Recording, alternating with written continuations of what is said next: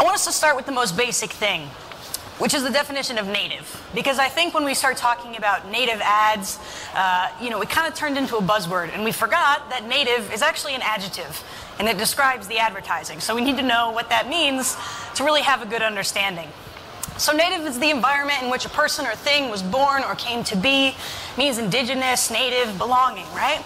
So the same way we would say that a plant is native to a certain climate, or a person is native to a place. Any other native New Yorkers here? No? No? So that's what we say. When we say content is native or advertising is native, it means that it fits in the environment where it is served or received. For me, that means content. I come from a journalism background. My undergraduate degree is in investigative reporting, my master's in arts and cultural criticism, which, in case you didn't know, are the two least employable versions of the least employable degree, which is why I'm here working in content marketing. I got my start at the Huffington Post, where I created such glorious brand content as 19 Ways to Make Your Bathroom Break Better, brought to you by Charmin. And I wasn't going to win a Pulitzer with, a slideshow about things to do to pass the time on the toilet, although I highly recommend if you're at a loss for what to do while you're there. So I found myself heading over to the New York Times. I helped found a team called T-Brand Studio, which is the in-house team made up of mostly former journalists that create all the content on behalf of brands at the New York Times. And our charge was not a small feat. Our charge was to make content that meets the New York Times standards of quality. So we're making content for brands, but we need to have reliable sources. We need to have in-depth storytelling. We've got to have multimedia. And it has to fit with the great content that comes before and after anything someone consumes on the New York Times site. Needless to say, we weren't super well liked by the editorial side of the house. They thought we were going to ruin 163 years of strong branding. The integrity of the Times was at play. But we got a chance to prove ourselves when Netflix came to us and said, we have season 2 of Orange is the New Black coming out. Our goal is we want readers of the New York Times who we know are intelligent, we know they're informed, they're very socially active. We want them to understand that Orange is the New Black, the show, is actually based on a book. It's based on a true experience, and that there are real women who experience these things that we portray in the show. So we had to figure out how to do that in a Timesian way, as we would say. And what we came up with, big reveal, was this piece here, which you may have seen before. It's called Women Inmates, Why the Male Model Doesn't Work. It's a 1,500-word investigative piece, so I did get to put that investigative reporting degree to use, where we talk to current and former inmates, prison reform workers, researchers, psychologists, and more about what's unique about women's experience of incarceration. How is it different from men? Why is it that women go into prison, get out, and end up back in prison at a rate that's higher than men? It's not what you'd expect. Throughout the page, we had tons of multimedia. We really wanted to meet the snowfall standard that the New York Times had come to embody. So we had pull quotes and pull stats. These animations that you see here, this one, when you scroll down, the women would march off the page. In this one, the family you see on the right-hand side there would sort of disappear into the distance, trying to tell the story of how when a woman is incarcerated, oftentimes her children end up in the foster care system, and they're at such a far distance because there are so few women's prisons that they don't get to see their children the whole time they're in prison. We also had a 3-part mini documentary. Our branded video team was headed up by an Emmy Award-winning videographer. They went inside the LA County prison to talk to current and former inmates about what their experience was like.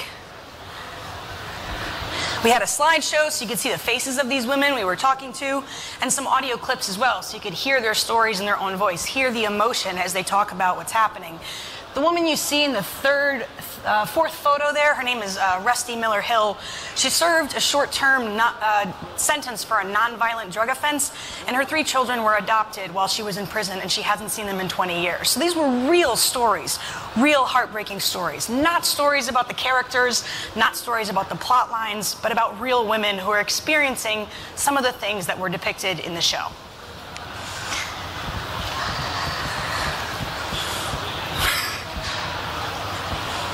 There's other stuff on this page as well. At the very bottom, we also had this handy banner Season 2 now streaming. So this was about the extent of the branding on this piece. Obviously, you saw there was orange colors throughout, and this nice piece of disclosure at the top that kept the Netflix and Orange is the New Black banner, clear at the top of every page, no matter how deep you scrolled. But for the most part, it was real reporting. We really tried to keep it as honest as we could to meet that Timesian standard. So it organically appeared in the most emailed module on our homepage of the New York Times, which, believe me, the newsroom was none too happy with at first. What this meant was, of the top 5 pieces of content being emailed most, which is something New York Times readers still did at that time, we got as high as number 3 with a piece of branded content. We also found out at the end of the year that this piece was among the top 2% of all content on the New York Times in the entire year. So what we proved was when you do something native, when you meet the standards of the environment, it can truly perform as well as editorial content. We got a bunch of lovely press from the industry trades, which always keeps the client happy. That's great. Our friends at Contently right over here actually wrote, "The New York Times just created an incredible snowfall for Orange is the New Black," referring to the big snowfall piece that we had done about an avalanche. That was kind of our multimedia go-to. But they were calling it the piece that turned advertorials mainstream. We got a bunch of lovely press. That's always great. You may have seen the John Oliver segment where he spends 11 minutes just talking about how absolutely atrocious native advertising is as a concept. But luckily, he pointed at this one and said, this is about as good as it gets. He did also say that it was like an oatmeal raisin cookie where you just wish it was chocolate chips, but you'll take it. But, as good as it gets. We'll keep that part. The best praise, though, came from within our own newsroom. We were able to prove to our editors that we could do Times quality work. So is anyone familiar with David Carr, the former late media critic at the New York Times? So he actually tweeted this out: "All brand journalism does not suck."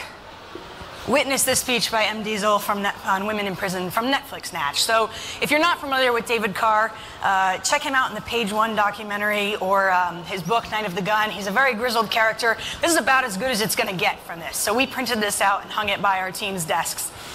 This is our multimedia editor at the New York Times, tweeting out, "This paid post from New York Times is impressively produced with lots of multimedia integrated into the story." So we're like, yes, we fit that bill as well. Brian Hammond, our technology lead at the time, said, "I can't believe I'm sharing a paid post." We couldn't either. But interesting work, even mobile friendly. But this is what mobile native at the New York Times looked like in 2014. You can't activate any of those parallax scroll animations. They were just static images. The videos didn't autoplay, and the dimming didn't really work in a mobile environment, so it was kind of a weird experience. The slideshow, you couldn't activate swipe to scroll yet. We didn't have that feature, so it just turned into this really long list of photos that kind of interrupted the story right in the middle.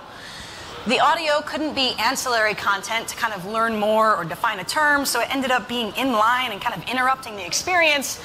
And that banner just looks like a normal, horrible mobile banner.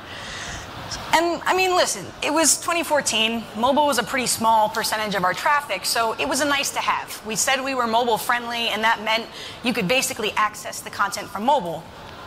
But that's not enough anymore. We can't be mobile friendly. As my intro said, more than 50% of search is coming from mobile, and some stats I'll show you in a second. Mobile friendly is just not enough. We need to be mobile first for our content as well as our ads. Mobile advertising is going to account for 63% of spend by 2019. So if that's where the money's going, we need to make sure that our ads and our content are money well spent. Nearly 67% of Google's digital ad revenue is going to come from mobile this year. That's $50 billion of mobile revenue for Google. So if Google is doing it, we need to make sure we're in line. And the other big one, Facebook. 84% of Facebook's ad revenue was mobile in Q4 of last year. So Facebook, Google, and our overall numbers are all trending towards mobile. If that's where our audience is, we need to be creating ads and content that are native to that environment and are going to perform well. And the reason for that is because mobile native ads get 20 to 60% more engagement than non-native ads. So we're all used to those mobile banners, right? The ones that pop up, take over your whole screen, interrupt you as you're scrolling. When something is native, no surprise, it gets a lot better engagement. So that's where we want to be for sure. And native ads are 84% of all programmatic impressions served on smartphones. So we're already moving the right way. Marketers are already seeing the light on this. We're already starting to produce more native mobile ads. But we need to be better. And I'll show you some examples of why in a second. So it's important to note that mobile native advertising is actually not content marketing. And I know what you're thinking, why are you even here then? But mobile native advertising is something different. It's an ad format that matches the style of the site or app where it serves. We've already established, right? We know matching is important. That's part of that definition of native as an adjective that we were talking about. But more than just matching the style, it actually takes advantage of the form and function of the surrounding user experiences. So it needs to not only fit, but it needs to capitalize on the fact that mobile is a completely different environment. And I'll show you a few ways to do that in a second. But what's so frustrating for me is that so many of us as marketers, we just think about the screen size. We think if you make something smaller, it's mobile native.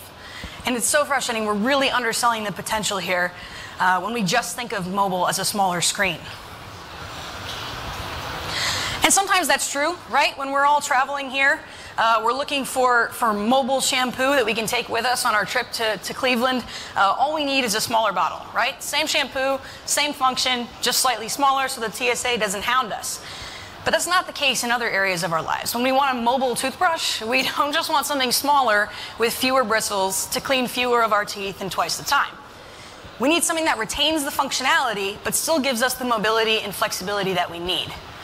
And this is true in so many other areas of our lives. Whether we need space, mobility, flexibility, we recognize that we don't need something smaller, we need something smarter. And it seems like we've missed that with our native ads on mobile.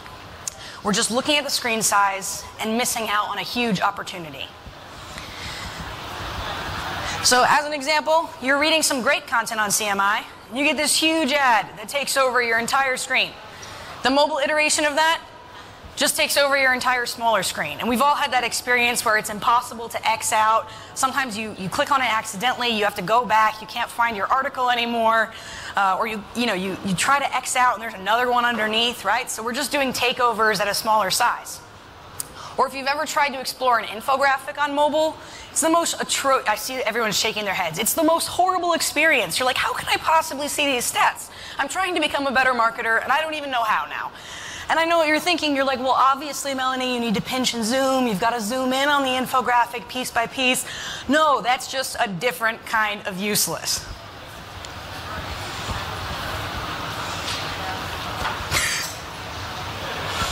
All right, so some things are more transportable, right? If we've got video, for the most part, you could shrink video down to a smaller screen, and it's still interesting. You're still able to learn from it. I would watch Joe talk about content marketing, no matter how small his head gets, right? But sometimes you end up with something like this, which I can't believe this. So it says, it's from Humira. I found it on Twitter just a few days ago. Watch Humira's new TV ad. See full prescribing information, including box warning, at link. I mean, this is horrible. They're not even trying to hide the fact that they didn't create mobile content. They just took their straight-up TV ad and put it on Twitter. And it's just not enough. The person who taught me the lesson of why mobile native is problematic at this point is actually Taylor Swift. And I'm sure she has no idea. But on August 23rd, like everyone else, I saw the tweet that she had released a new single. I went to Spotify to go listen to the song. And then I went straight to Google to find the lyrics because I needed to know whose life she was ruining with all of her disses, right? But this is what I got. This is the lyrics for Look What You Made Me Do. Separated every 2 lines with an ad from Dole for acai bowls. And every time I scrolled through every verse, it just got worse and worse and worse. Now this is a mobile ad, but it's not a mobile experience. It's horrible.